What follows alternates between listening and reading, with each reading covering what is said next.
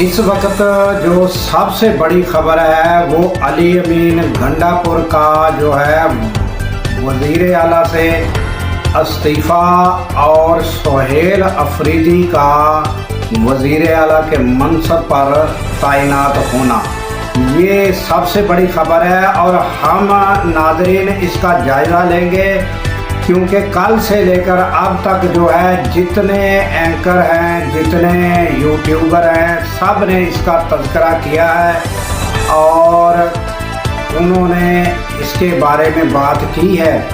तो हम जो है वो सारों की बातों का एक निचोड़ निकालने की कोशिश करेंगे और इसका मुकम्मल अहवाल देंगे कि अली अमीन गंडापुर कहाँ कहाँ नाकाम हुए और उनकी नाकामी की वजूहात क्या थी और क्यों उनको वज़ीर आला के ओहदे से जो है हाथ धोना पड़े और उतरना पड़ा, ये हम सब आपके सामने रखते हैं।